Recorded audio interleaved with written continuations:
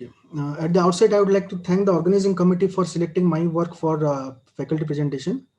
For next 5 minutes, I will be discussing on effect of atorvastatin on incidence of VAP in a trauma critical care unit, a single-centric, prospective, double-blind, investigator-initiated, placebo-based, randomized controlled clinical trial.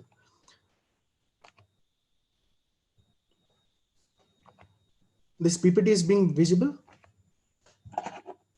Yes. Yes, it is. Thank you.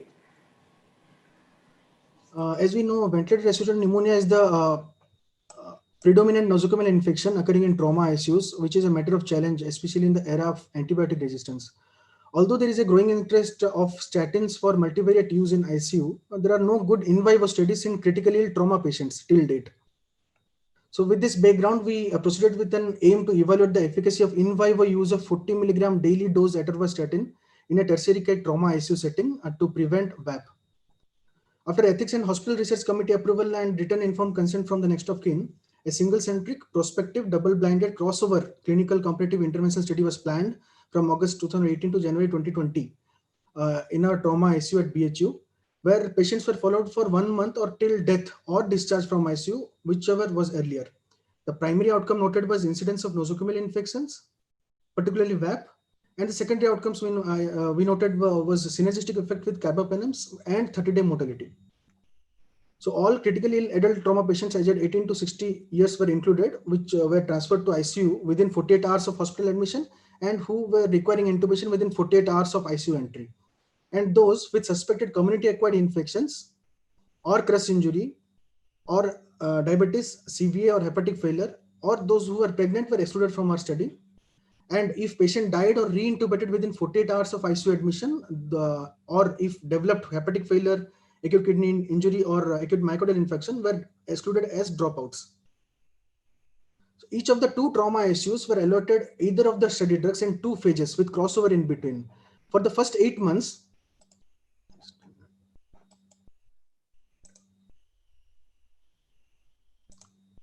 for the first 8 months, atorvastatin 40 milligram was used once daily around 9 p.m. for all the patients in ICU 1. And after a 2-month study holiday, the same drug was used in ICU 2 and vice versa for placebo. So all those patients who received atorvastatin was grouped under group A, and all those who received placebo were grouped under group B. So this was the procedure we followed. Those patients who required intubation within 48 hours of ICU entry were allocated into either of the groups, group A or group B, based on the blinded study drugs we used, and usual care bundles were followed for their management. The culture samples were collected by a blinded nursing staff once the patient had fever or at the second day of admission, whichever was earlier. For qualitative data, chi-square test was used for statistical analysis, and for quantitative data, student t-test was used, and keeping alpha less than 5% and beta 20% and power with 80%, statistical significant difference was declared when p-value was less than 0.05. This was our consort. Out of 180 enrolled patients, after assessing for eligibility, 148 eligible patients were allocated into group A and B. And after excluding dropouts, 71 patients in group A and 69 patients in group B were analyzed. And as we can see here, both the groups were comparable with respect to baseline Apache score and SOFA scoring. If we see the results, here we can see the first onset of fever was delayed by around 2 days with atorvastatin use, with a better mean CPIS score. CPIS meaning clinical pulmonary infection scores. The incidence of VAP was also significantly less with atorvastatin use. Here we can see the most common organism was Acinetobacter in both the groups, with the incidence of MDR organisms being significantly less with atorvastatin use. If we see the secondary outcomes, duration of ICU stay and mortality at 1 month was better with atorvastatin use, but without any statistical significant difference. Now, if we see need for antibiotic escalation from carbapenems to polymyxins, the incidence, the need was very less with atorvastatin use. So there were a few studies where atorvastatin has been used to see the incidence on VAP, but there were no studies on trauma patients. So the first onset of fever was 2 days later with atorvastatin use, with the incidence of VAP being less with better mean CPI score where atorvastatin was used. So to conclude, use of atorvastatin at a dose of 40 milligram once daily in trauma ICU not only decreased the incidence of VAP, but also contributed to a favorable ICU flora with less need of escalating to higher antibiotics, though without any mortality benefit. I declare no conflicts of interest. We had some limitations, like ours was a single-centric study with less sample size. MIC values could not be assessed, and extrapolation into other nosocomial infections like UTI, etc., yet to be explored. So atorvastatin, due to its excellent broad-spectrum antibiotic action, can be explored in ICU in various other aspects like prevention of other nosocomial infections, and synergism with antifungal action can also be seen in the future. And effect on Glasgow outcome scale and other outcomes in TBI patients, traumatic brain injury patients, can be explored in the future. Thank you.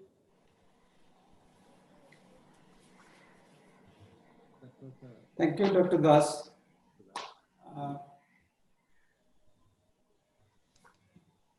The panelists ask any questions? I have one or two questions, Dr. Das, if you can answer them. Yes, sir. Why do you think you chose this for the trauma, severely trauma patients? When to choose? Why?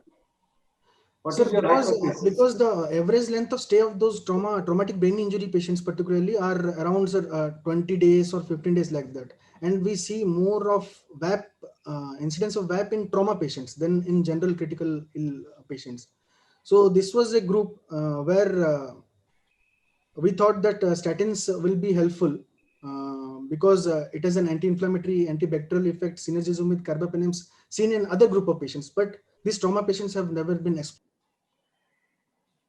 So I presume that this was given through oral route, through the NG.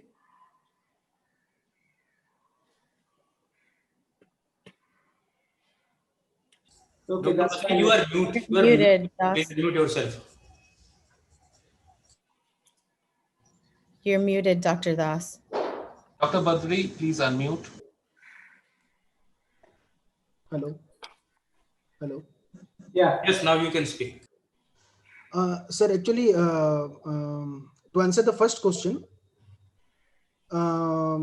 trauma patients are a group of patients where the average length of stay is very long, around 15 days, 20 days, particularly for traumatic brain injury patients. That I think In them, the incidence of VAP, sir? That you have already told. I think you have heard that. Sir. How did you give this to all the patients? Sir, atorvastatin was given in a dose of 40 milligrams, sir, per oral or through Riles tube. What about the patients, those who had abdominal trauma and for which feeding was not given? So those patients were excluded, sir. I already in the excluded mentioned, sir. Okay, thank you. Over to the second speaker introduction. Thank you, sir. Thank you. Good evening, everyone. Hello, can you hear me? Am I audible? A little louder, please, sir. Yes, sir, you are audible, but little louder, sir. Very good evening, everyone. I hope I'm audible to all. Yes, sir. Yes, sir. Now you are audible, sir. Yeah, I hope I'm audible to all. So now I invite Dr. Bhavinder Arora to present his talk, and let's listen to his wonderful presentation. Dr. Bhavinder Arora. Hello. Dr. Bhavinder Arora, can you listen us? Yes. Sir, please share your screen and Dr. start. Arora, can you listen to us? Yes. Good evening, sir. Good evening. Sir.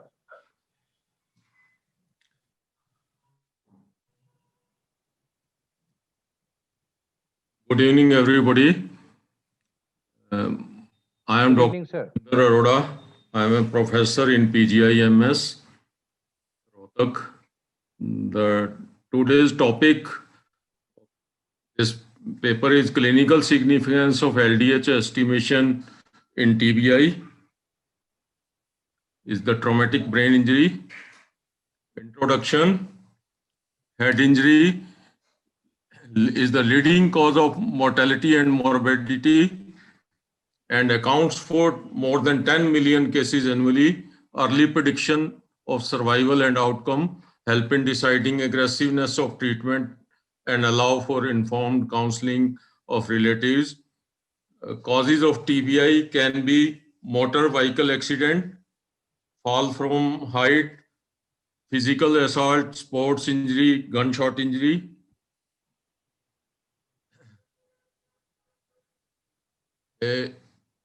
In traumatic brain injury, the cerebral blood flow is increased and brain edema is increased, then oxygen impaired, microcirculation, hypoxia, ischemia, more glucose utilization, and mitochondrial failure. This is the pathophysiology, that there is a direct tissue damage, impaired regulation of cerebral blood flow, impaired cerebral oxygenation, cerebral metabolic dysfunction. All these factors lead to secondary brain injury. Biochemical markers of TBI has been used widely in myocardial injury, CPK, MB, and troponins, based on the same principle correlation established between brain-specific and biomarkers of TBI, brain type of creatine kinase quantitative index of brain injury. Strong association was found between the TBI and various biomarkers like S100 protein and NSC, HSP 70, IL8, and serum LDH. No association was found between TBI and WEC count and serum cortisol level. Can help in determining extent of injury, effect of treatment on prognosis of patient. Ideal biomarker should be highly brain specific and sensitive, easily available, quickly measured, and cost effective. Ideal break marker: serum sample is preferred over CSF. LDH is easily available in emergency. Same sample collection is easy. Great correlation between serum LDH and TBI, thus covers almost all parameters of ideal biochemical marker. CJ Rao et al. Conducted a study on correlation between serum LDH and head injury. Serum total LDH was estimated yearly for up to 15 days in 110 patients of head injuries. The prognostic value of LDH was established by correlating its activity with the clinical criteria such as duration of unconsciousness and post-traumatic amnesia, type of brain damage, and quality of survival. A significant rise in LDH activity suggested severe brain damage and poor prognosis. The present study was planned to study diagnostic and prognostic significance of serum LDH in isolated traumatic brain injury. The material and methods: prospective study was conducted in A&E Department of Surgery in PGIMS Rohtak after taking the written informed consent. A total of 100 patients having isolated head injury of age 16 to 60 years who arrived in department within 24-hour trauma with GCS less than 15 were included in the study. Patients were first resuscitated according to ATLS guideline. Calorimetric assay test was applied to analyze the serum value of the LDH. After 15 days, outcome of patient was divided in 4 groups: dead, severely disabled, moderately disabled, and good. Level of serum LDH was compared with in all the 4 groups with clinical and radiological correlation. The observation and results: this is the age distribution, male, female, and there are total also. The majority of patients with traumatic brain injury were in the middle age group, that is 21 to 30 years. there is a great need of trauma management to decrease morbidity and mortality of major working part of the society. The number of patients in present study, males outnumber the females, suggesting males are more commonly involved in the outdoor activities. Majority of the patients sustained head injury due to roadside accident. Other modes include assault, accidental injury. Correlation of GCS with LDH. This is shown in this diagram.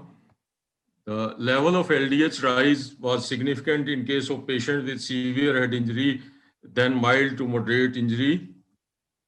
Correlation of the type of head injury and LDH. Rise of LDH was maximum in diffuse axonal injury followed by SAH and IC bleed. Serum LDH diagnostic role with some precision. NCCT and LDH 8 on day 1, day 3, and day 7, the LDH was measured. And these are the line diagrams. The maximum rise was up to 800. Then correlation of the type of head injury, rise of How many LDH, more slides? 2 more.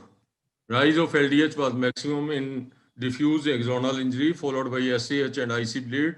Serum LDH has diagnostic role with some precision.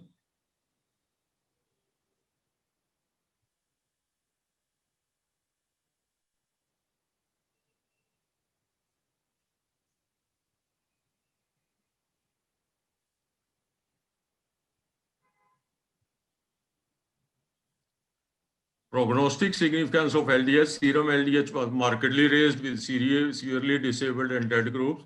Level more than 600 indicate close monitoring of the patient or early intervention focusing towards severe brain injury. Conclusion, level of serum LDH significantly raised in case of severe head injury. Rise of serum LDH was comparatively less in mild and moderate head injury. So serum LDH can easily differentiate between severe head injury from mild and moderate head injury. LDH level was highest in diffuse axonal injury, was significantly raised in hematomas, and was low in pneumopericranium and depressed fracture. Thus, information regarding type of brain injury can be inferred from estimation of LDH, and serum LDH is an important diagnostic role in patients of traumatic brain injury. Right. Thank you, sir. But it was a little lengthy. Any questions to Dr. Bhavinder, Dr. Arora?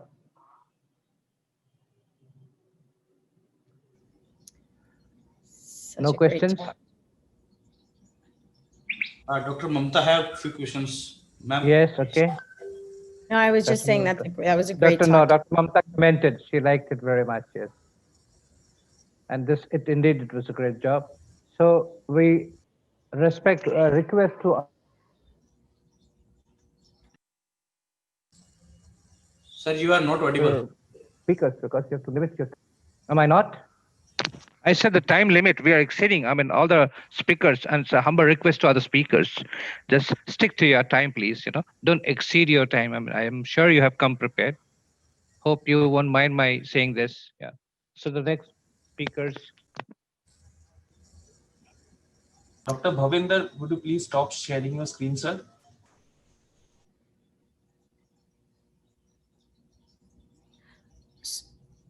So it's my great honor to, first of all, say thank you to everybody here for allowing me the privilege to moderate. And it's also an honor to introduce the next presenter, Dr. Jyoti Sharma, who will discuss with us a comparative study of different airway management devices in simulated trauma patients. Dr. Jyoti, the stage is yours.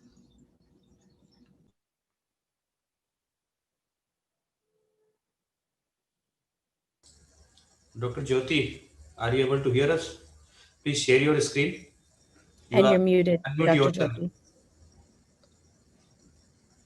You're Unmute muted, yourself. Dr. Jyoti. Hello, good evening. Am I audible? Yes, you are. Yes, you are. Thank you, sir. Thank you, ma'am. I am sharing my screen. I hope my screen is visible. Yes, it is. Yes. Yeah, And I'll be keeping your time for you. good evening, everyone. This is Dr. Jyoti Sharma from Department of Anesthesiology and Critical Care, All India Institute of Medical Sciences, Bathinda. I am talking about a comparative study of different airway management devices in simulated trauma patients. So, to introduce, the sniffing position for a conventional laryngoscopy requires flexion of the lower cervical spine, the extension of the upper cervical spine, and the atlanto-occipital joint. So, the laryngoscopy is not predictable if the cervical spine is fixed, injured, or is prone to injure. The cervical spine injury or limited spine movement abnormalities, there is a difficulty in intubation due to the deteriorated laryngoscopic view. So the aims and objectives of the study were to compare the performance of two airway management devices, different types of laryngoscopes, that is the AirTrack and the McCoy laryngoscope, for ease of endotracheal intubation in patients with cervical immobilization, which was achieved using neck fixation with hard collar. We studied the difficulty score, the Cormack-Lihan grade, the intubation, the time taken for the intubation, and the hemodynamic parameters were also noted as secondary parameters. So the Institutional Ethical Committee approval was taken and CTRI registration was obtained. 100 surgical patients of ASA 1 to 3, aged from 20 to 60 years, requiring intubation were included in the study. And the patients who had anticipated difficult intubation, full stomach patients who required rapid sequence intubation, and patients with BMI more than 35 kg per meter square were excluded. The patients were randomly allocated into two groups. The group 1 intubation was done using AirTrack, and in group 2 the intubation was done using McCoy laryngoscope.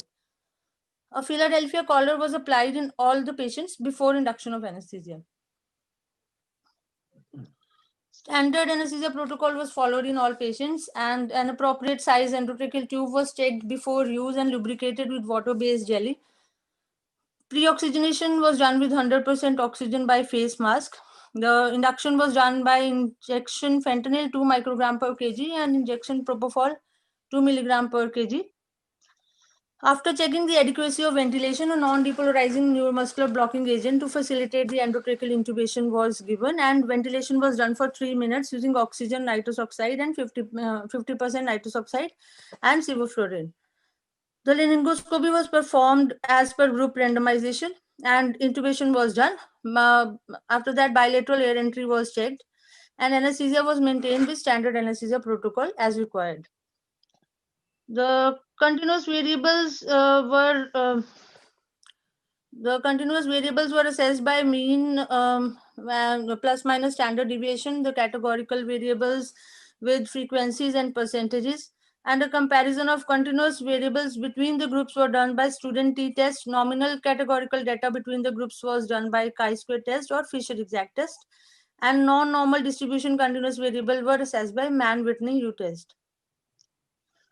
So both the groups were comparable in terms of the demographic data, which included age, sex, weight, height, mean body mass index, and ASA grade and MPG. The other results were the intubation time taken in group 1, that is by using AirTrack, was 10.88 seconds, and in group 2 was much higher, that is 25.13 seconds. And success at first attempt intubation was 98% using AirTrack, and it was 86% in group 2. However, if we see the number of attempts as 2, then it was almost comparable. However, there was a failure rate of intubation. There was a total failure of intubation in group 2 using McCoy laryngoscope, and a different technique was used. We had different technique we used for like the conventional laryngoscopy using all the aids was done in one patient, and in 3 patients the intubation was done with McCoy laryngoscope only, but with the aid of laryngoscopic aids. The Cormack-Lehane grade was better in group 1 than the group 2, and the similar picture was seen in percentage of glottic opening score. It was similar to the Cormack-Lehane grade. While doing comparison of hemodynamic parameters were comparable in both the groups, the heart rate, mean arterial pressure, and SpO2 were comparable. So 2 minutes remaining. yeah. 2 minutes remaining. The AirTrack is a device which was introduced by the Prodrol Meditech with Spain, and it was developed in 2005. It allows high quality visualization of glottis without alignment of the 3 axes. There are 2 side-by-side channels, the guide channel and the optical channel. In a McCoy laryngoscope, it was developed by Penlon. It improves the Cormack-Lehane grade by view by grade 1. It has by elevating the epiglottis due to its hinge tip. It has been frequently used to facilitate tracheal intubation in cases of restricted glottic view. So the mean time taken for intubation, it was significantly higher in group 2 than in group 1, and similar trends of intubation time are reported in literature also. However, few authors report that a longer intubation time was reported with AirTrack optical scope because they used Mills as a method of cervical spine immobilization, which took more time. Then modified Cormack-Lehane grade was better in group 1 than in group 2, and Pogo score also was higher in group 1 than group 2. So despite rigid collar making laryngoscopic view of conventional laryngoscopy difficult, AirTrack was able to give better view of larynx due to its curve and optical arrangement of lenses. Now, although both AirTrack and McCoy laryngoscope offer high success rate in simulated difficult airway, but AirTrack improved ease of intubation, better glottic view, and lesser hemodynamic alterations as compared to McCoy laryngoscope in simulated difficult airway achieved by immobilization of cervical spine. So Thank hope you. that's all. Yeah. Okay. The questions to Dr. Jyoti.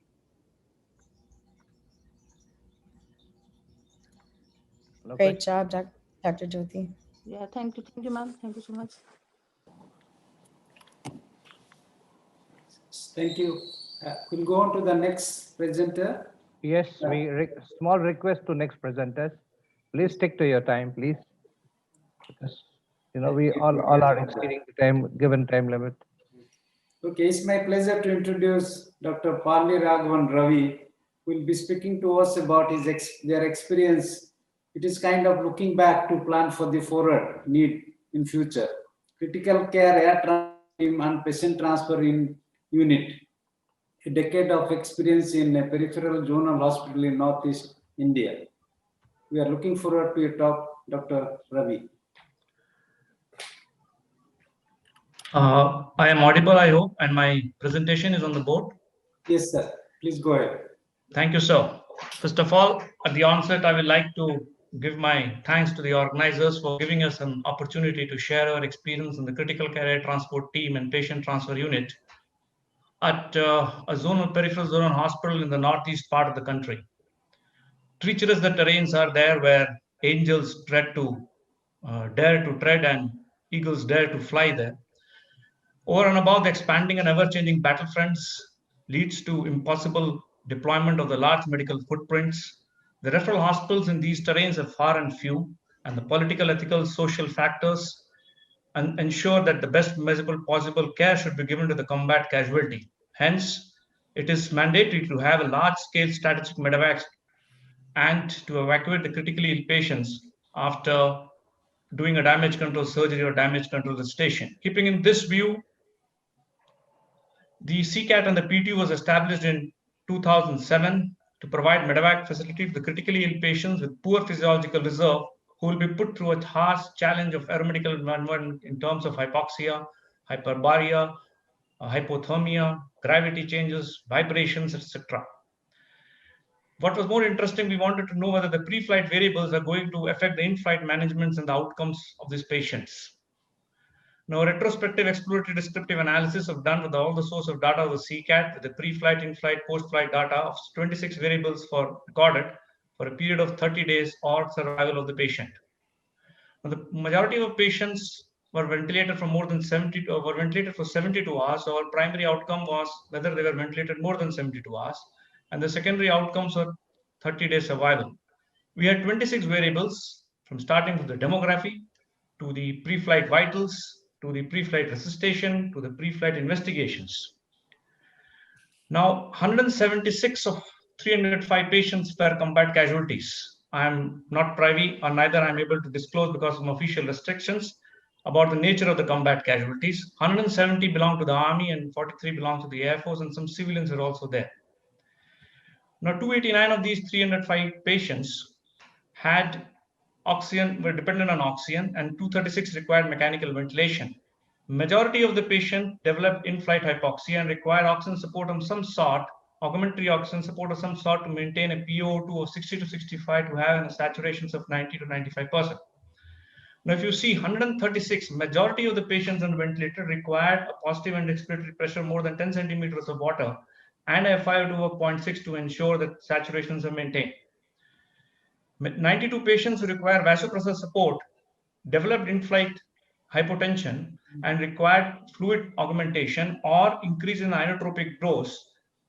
23 of them required more than 50%, and those 15 who were stable off board required to have inotropic support on board. Now, this we did only for 30 patients, the hypothermic study, because by the time in the 30 patients, we realized the chill buster with the reflective blanket was able to maintain the dynamics, the thermodynamics better. So we went ahead with it. Now, to analyze the 26 variables for a mathematically challenged person like me was a very difficult task. Now, we did univariate analysis followed by a logistic step regression, logistic regression test to find out the parameters for each variables, followed which we took the Akain information criteria to draw the area of curve to predict the sensitivity and sensitivity each variable will give for that given outcome. Now, for the 72 hours ventilator, more than 72 hours ventilator, we found that increasing inotropic support, the PEEP of 10 more than and FiO2 of more than 0.6 are a combination of them, or resuscitation of more of blood products more than 5 units, and injury severity score more than 20 were directly linked. As far as the 30-day survivability was concerned, the 30-day mortality, I'm sorry, the inotropic support was a sensitive indicator towards predicting the almost 80% sensitivity and 100% specificity that the mortality will be more in patients with who have gotten double inotropic support or injury severity score more than 27. Now, to have a cohort, we decided to have a cohort of 160 patients of all those who have not been aeromedically evacuated. And we've divided this cohort into 4 groups, and we realized that there was not major result surprises as was 72 hours ventilation, but for 30-day mortality, we found patients who had more than PEEP of 10 and FiO2 of 0.6 had a better indicator towards the 30-day mortality. Now, the limitations are there for retrospective exploratory study. Now, these are few fits. This is the aeromedical evacuation been done in a Mi-17 chopper. This is done in the AN-32. This is done again in AN-32. And this is the very youngest patient, a 2-day-old baby who had accidental fall from the mother's arm, had a head injury, and she flew almost 3,500 kilometers from Dimapur to New Delhi at RR Hospital to get operated by the neurosurgeon.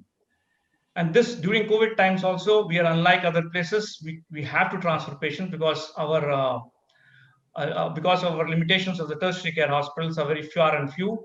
So this couple of patients we exhausted in the evacuated in our ARPIT, we call it ARPIT, is a pod, aeromedical retrieval pod for COVID patients. Now, there is no doubt that PTU is essential. It has been a vital ingredient for our critical care air transport team. The physiological reserve asset on ground will never commensurate with what onboard requirements we require to augment it. There is a study in the United States Air Force where they took 40 patients, 40 volunteers to altitude of 6,000 to 8,000 cabin altitude. The time is up. Sir, I'll just last slide, sir. Yeah. And they found that the lactate levels and there is a radioactive level deuterium was more into the spread into the pulmonary alveoli and the extravascular compartment.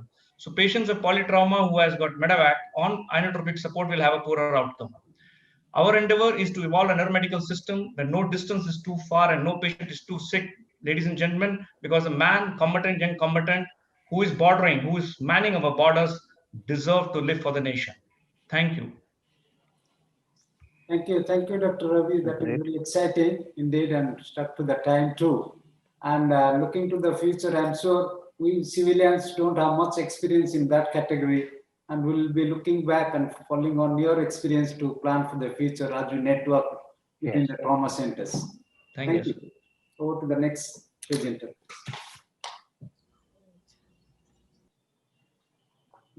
Dr. Chaudhary to introduce the next speaker, please. Yeah, sure, this thing. Now we have, after her, Seema Sachdeva, Dr. Seema Sachdeva. I mean, she would talk about intubation time reduction in ED. We request Dr. Seema to take over. Yeah, thank you, sir. Thank you for this warm words. Am I audible? Is my screen visible? Yes. Okay. Yes, Seema, Dr. Seema. Yes. Thank you, sir. A very warm good evening to everyone. The topic which I'm going to present here is basically, how to turn it, full screen. Just go. Is it okay, ma'am? Is it coming? Yes, sir. Yeah. So it's basically this paper is basically on a quality improvement study which we did in our AIIMS emergency department under the mentorship of our emergency medicine department physician Dr. Akshay Kumar. So this study was basically on reducing the rapid sequence intubation time from administration of induction agents to successful ET tube intubation in medical emergency department of AIIMS, New Delhi. So this rapid sequence intubation is basically giving the induction agent and paralytic agent and then doing the intubation or passing the ET tubes for the successful intubation. So we identified with the problems like AIIMS emergency department, it witnessed around 600 to 700 patients daily. And the total number of intubations which are there in our ED department is around 4 to 5. And what we found that average time for successful intubation in our department was around 4 to 5 minutes, which was very high as per the latest guidelines. So the baseline data which we collected from December 2018 to January 2019, basically 5 weeks data we collected just to see what is the time period for the successful intubation. So we collected the data on 15 patients and duration was 5 weeks, and the median time what we calculated from the time of induction agents to the successful pass of the ET tubes till we check the ET tube is there in the place by auscultation, that median time was found to be very high. That was 300 seconds, nearly about 5 minutes. So this is the baseline data that we collected, and the median time for intubation was 300 seconds. We collected it from the 19th December to the 30th January. So after this baseline data, we just came to know with the AIIMS statement that what AIIM is required, that is to reduce the time of rapid sequence intubation from administration of induction agents, that is giving etomidate and then paralytic agents and then passing the ET tube, to the pass of ET tube from the present 5 minutes, that was 300 seconds, to 2 minutes. That was our aim, to reduce the time from 5 minutes to 2 minutes in next 4 months in emergency department with the starting from December 2018. So first we did with the process map, like we looked for what are the bottlenecks which are there, which is causing this delay. So what we just made a process map, and then we came to know that doctor or a CAT JR or the senior resident, when they had to plan for intubation, first they have to look for the which nursing officer is involved in which red area. They had to look for that nursing officer, and then the nursing officer was informed. Then intubation trolley has to be arranged. Sometimes space constraints are there. So we had different bottlenecks. Then we had to check the instruments, like whether it is working or not, preparing RSI drugs, administering the drugs, and then the intubation was done. So bottlenecks which we found that doctor need to look for the concerned area nursing officer if it is not available in that red area where the intubation has to take place. The second bottleneck was space constraint. Our emergency department is very congested. So some patients are there in the corridor and there is a lack of space. All the beds are all the trolleys are very adjacent to each other. So there is space constraint to keep the resuscitation trolley, or sometimes equipment failures are there. Laryngoscope is not working, ET tube of correct size is not there, bougie is not there, or lack of knowledge of the nursing officer regarding drug preparations, or communication gap. Like they have given the drugs, but they are not communicating with the doctor. Yes, they have given the drugs. Now you can pass that ET tube. And lack of skill for intubation. That is the major thing which we found. Lack of skill for intubation among the ACATS JR. And then we did a fishbone analysis in which we look for what are the factors. The main factors among the people were like nurses were not well trained to prepare the drugs. Doctors were not well prepared to do the intubation process. Like the ACAT junior residents, they were not well trained. There was no formal training which was going on. And less number of nurses were posted in the red triaged area, especially in the evening duties and then the night duties. And there was no proper place to keep the trolleys. Space constraints were there. There was no proper intubation policy. Equipment failure was there. So this was the problem which was causing the delay intubation time. So what we did the first PDSA.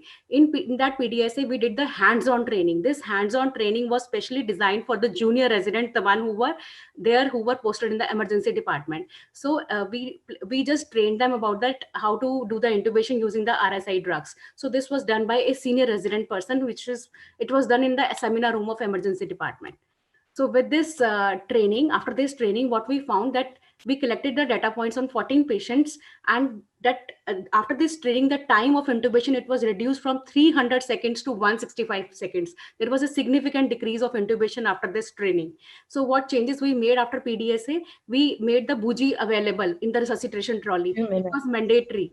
And we tried to sensitize, we made the plan for sensitization of the nurses, and schedule for regular training of doctors was made in the set facility AIIMS. So this is the median time what we collected after in first PDSA. So it reduced from 300 to 165 seconds. So in second PDSA, we further planned that airway intubation training program will be planned in a regular training, in a regular fashion. Every month they will go through that training program, and on-site sensitization of red area nurses, like how to prepare the drugs, what checklist is to be followed. And then we pasted the drug checklist on the drug trolley only, resuscitation trolley. Like you can see in this picture, on this resuscitation trolley only, we pasted the picture of what drugs to be prepared, what is the dose of the drugs, just to give them, sensitize them about the drugs which has to be prepared. So this is a training program. And after this PDSA, the time reduced from further 165 to 157 seconds. We collected 10 data points. And then we just thought of that there will be a regular training program of doctors and sensitization of the area nurses, the one who are posted in the red areas, regarding timely intubation and RSI drugs, how it has to be prepared and how it has to be communicated. And then it reduced from the baseline 300 in first PDSA, 165. After second PDSA, regular training of the nurses and doctors, it reduced to 157 seconds. So significantly, this intubation time reduced. So sustained plan, what we thought after this PDSA was, the first week of month was scheduled for sensitization of nurses, and it is still going on. Like we are sensitizing the nurses, the one who are there in the red areas, how to prepare the drugs, how to communicate, how checklist has to be followed, how the equipment has to be checked in when you enter into your shift. Regular monthly formal training program for all new batch residents who are coming to the ED in the first week of their posting. And we made the bougie to be available on the resuscitation trolley. It is one of the mandatory equipment which has to be there on the resuscitation trolley. And strict adherence to RSI checklist in each shift by entry in the register to be kept by the nursing officer. Hi. So this was all about. Thank you, Dr. Sachdeva. Thank you, Dr. Seema. Thank you, ma'am. Can I stop share? Okay. Okay. It gives me great pleasure to now introduce Dr. Angeline, who will be presenting on blunt abdominal trauma, a multi-center experience. Dr. Angeline, the stage is yours.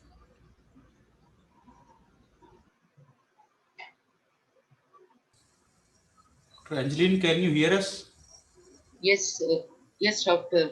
Please share your screen, ma'am. Hello?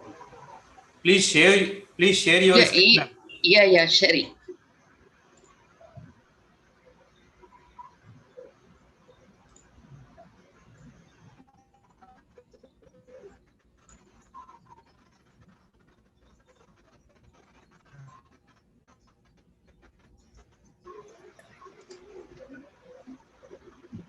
Good evening, everybody. Am I audible? Yes. Is my screen visible? Yes. Yes. Okay. So this is paper presentation is on hollow blunt injury, but more focused on hollow viscous injury,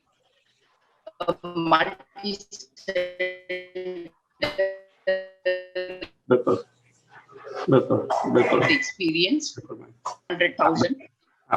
In the last 2 decades, we have developed an informal trauma system, and the Government General Hospital Pondicherry and the Pondicherry Institute of Medical Sciences bear the major brunt of this trauma care, and they cater to a radius of up to 200 kilometers. And we found hollow viscous injury as a high incidence at 2.9%. So this is a 5-year prospective study, descriptive, all patients about 12 years of age with a hollow viscous injury either in isolation or as part of polytrauma. An exclusion criteria was children below 12 years, patients brought dead who found to have hollow viscous injury on postmortem, and patients referred outside our facility for further care for any number of reasons. So coming to the totally injured, seriously injured patients were about around 12,000, and abdominal trauma was about 3,225, which was about 25%. And out of this, 2.9% had hollow viscous injury. The median age was 36 years. Blunt injury was the commonest cause, and RTA was common in mode of injury. And vulnerable road users were about 3/4 were affected. There was a high incidence of 2.9% in our series. So as you know, the jejunum and ileum is the most commonly affected. Then you have the other parts of the intestine. Finally, we also had associated major extra-abdominal injury at easily about 1/4. So coming to Please mute yourself. So coming to these injuries, about 90 who had laparotomy, how quickly were we able to offer laparotomy to them? Less than 8 hours, we were able to give laparotomy to only roughly about 1/5 of them. And most of them had the laparotomy by even up to 24 hours. Some of them have even entered for a laparotomy after 48 hours. So coming to the major and minor complications, vis-a-vis the time taken to operative repair, naturally the major complications had a big spike when they were taken up after 24 hours to 48 hours. Now coming to the median abdominal trauma index, the injury severity scoring, and the time to operative repair, when we saw the correlation, early deaths, I mean, even patients who were entering the OT before 8 hours, we had deaths in this group. That is because mainly the injury severity scoring was quite high. Now, why this high incidence of 2.9% in our series compared to 1% by Fakri et al., which is the largest hollow viscous injury? And was there a delay to operative repair compared to mature trauma systems? And what was our outcome? High-speed vehicular accidents, which happens in developed nations which have mature trauma systems, acceleration and deceleration tend to involve solid organs. Our high incidence is partly explainable by the fact that it is a low vehicular speed and they are vulnerable road users, and most of the time it is run over, which tends to involve the hollow viscous injuries. Now, is there a delay to operative repair? Yes, there was a delay. When compared, hours was 12 hours when compared to 3.5 to 5 hours in mature trauma systems. However, we were slightly better off than the 17 hours in another Indian study.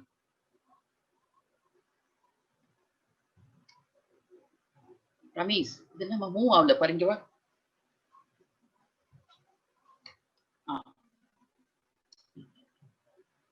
So why did we have a delay? One, in the pre-hospital care,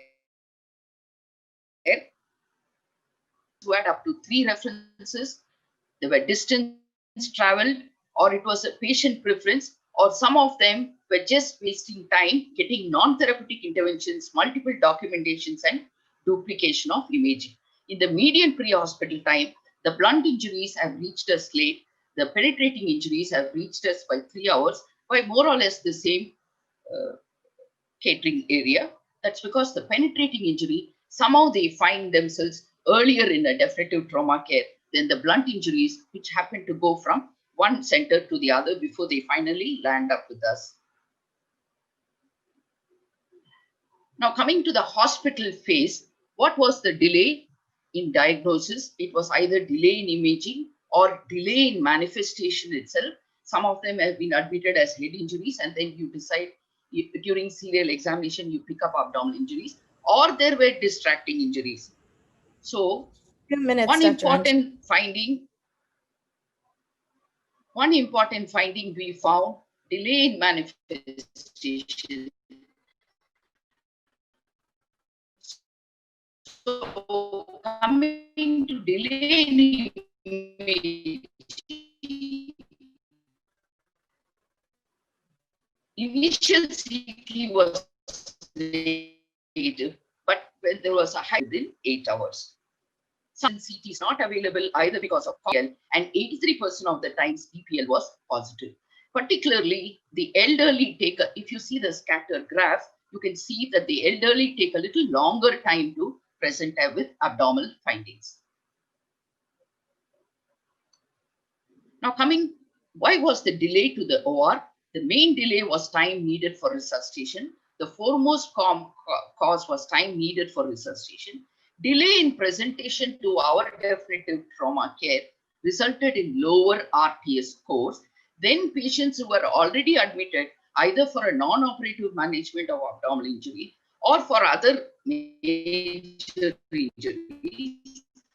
And then during serial examination, they are picked up to have a better RTS scores because they were already on transport. Next delay was consent formalities for high risk. Whenever there was a high risk involved, the consent was coming in a very staggered response because people are for deciding to give high risk consent. Next came the stoma consent. The stoma consent and consent for high risk were actually twins. Both of them most of the time go together, and we have a severe problem with stoma consent. Of course, when there are multiple casualties because of logistical factors, there was a delay, but that is far few in between. Dr. Anjali, your time is up.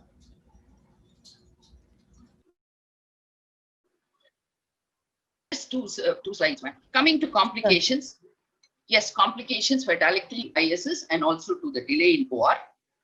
And bowel mortality was about 5.5% when it was direct of death, and it contributed to 9.25% in the associated cause. However, injury severity scoring was a big impact on that. Coming to conclusion, yes, we can tackle the pre-hospital care delay, but that should be multi-pronged. Liberal indication and repeat CTs to be considered. DPL, brushed off by most surgeons, still has a big role. Diagnosis in the elderly, yes, you have checks for that. And delay in high risk and refusal for trauma, it is not something which an individual surgeon can handle it so easily. However, in the hospital setting, an individual surgeon and the organizational leadership can make a big impact on capturing these bottlenecks and trying to rectify them. Thank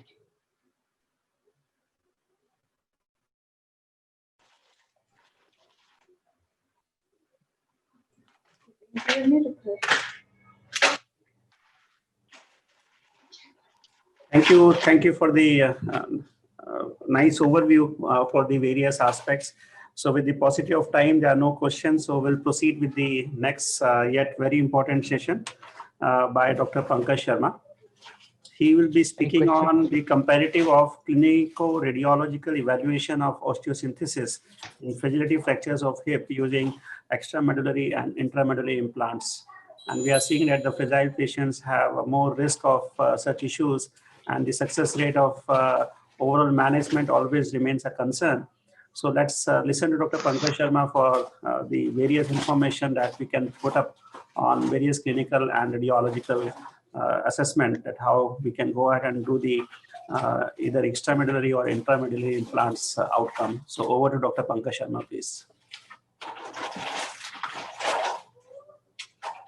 Good evening. Am I audible to everyone? Yeah, you're audible. Can you share your slides, please? Just a second.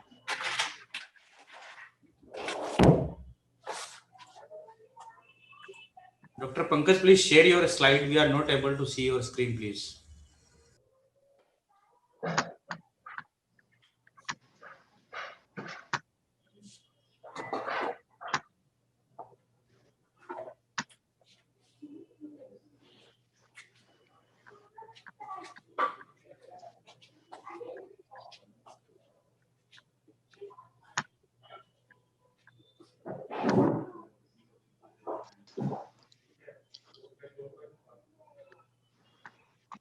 Dr. Pankaj, please start your presentation.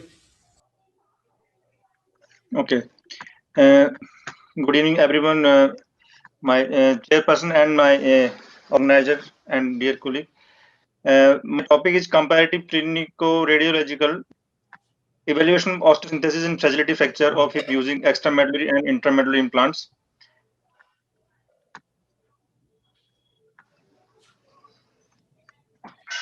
And this, as we all know, that it fracture is not very uncommon, and the most population affected is geriatric population, which is osteoporotic in quality. Then low velocity trauma or trivial trauma like domestic fall is very common in the patient, and there's negligible multiple polytrauma in these patients because the trauma velocity is very less. If we see the burden of disease, like in 1990, the Asia Pacific region, 26% of the patient was suffered from this condition, and it pretended to 37% in 2025 and 45% in 2050. We have treatment options different, like intramedullary nailing, extramedullary screw, and then arthroplasty. And literature is very well documented for these procedure. Our aims and objective are to analyze the surgical management of trochanteric fracture with intramedullary devices and extramedullary devices, with clinical outcomes, advantages, disadvantages, complications, and effectiveness, and its failure rates. We conducted prospective study with consent and ethical approval, which patient presented 60 or more in casualty. Then randomization done by chit method and with divided in two groups. Group A, extramedullary implant, and group B is intramedullary implant or nailing. And the patient with previous surgery of the femur fracture, more than 50-day duration, undisplaced stable fracture, pathological fracture due to malignancy or chemoradiotherapy, and severe systemic condition were excluded. These are the comparative group A and group B, and with p-values of all the demographic profile were comparable in all the groups. We have total 60 patients in both the group, 31 in group A and 29 in group 2, and the age mean age of 66 year and 68 year in A and B group, with male dominance in both the group, and the BMI is comparable 24.73 and 24.96. The mode of trauma mostly is domestic fall in female patient, especially in male in RTA also. Then type of fracture, accordingly, AO classification being classified fracture in 31A1, 31A2, and 31A3 types. The most common fracture type was 31A2. Then this is one patient which operated by extramedullary implant DHS, and the functional outcome very well. It is one fracture operated by intramedullary implant, and the outcome are very good. The results, intraoperative results, we compared both groups, and we mostly achieved the reduction in close both group, and some patient has also done with open reduction. Then the two parameters are different. One is duration of surgery and the intraoperative blood loss. and the intramedullary nail is more significant better than extramedullary DHS group. Other than intraoperative retina exposure is slightly more in intramedullary nail group, and hospital stay is comparable in both group with non-significant statics. Then post-operative weight-bearing days are almost very less in group V group, like partial weight-bearing and full weight-bearing earlier than the extramedullary group, and it is very significant statistically. Then limb length discrepancy is more in the group A with extramedullary implant and less with the group B intramedullary implant. Other like implant sliding, neck shaft angle, or radial union were comparable in both the group. Functional evaluation we done with Harris score in both the patient with at 1 month, 6 months, and 12 months, and the significant difference in functional score at the final follow-up in both the group. Other parameter we measure mean Parker mobility score, mean environmental mobility score, and an ambulatory independence score, which are more better in the intramedullary group. Then the first aim of our of management of these type of fractures, early stabilization with the mechanical more stable implant, which enable early weight bearing, recovery of ambulatory function, decreases intra or postoperative complication, and return to pre-fracture social community function, as well as less reliance on the caretakers because there is high morbidity and mortality in these fracture or patient and high burden, economic burden over the family member. Then we have demographic difference, like we have early onset of osteoporosis and increased number of road traffic accident in Indian scenario, contrary to Western literature where female are more dominant due to osteoporosis, but in India like RTA, road traffic accident, and the early osteoporosis or early fragility in the bones. So here the males are more affected. Then the mean time union is lesser as compared to any other fracture because we have a broad metaphyseal contact area in intertrochanteric fracture, and there's good healing in these type of fracture, and there's no difference in both the group for the mean time. Limb length discrepancy was observed in 7 and 3 patient group A and B, which is more affected by the combination of fracture site, which leads to inherent instability and mostly compressed at the extramedullary implant. So there is more limb length discrepancy in extramedullary implant. Mean sliding of implant in group A and group B were 0.63 centimeter and 0.72 centimeter. It is better in intramedullary implant.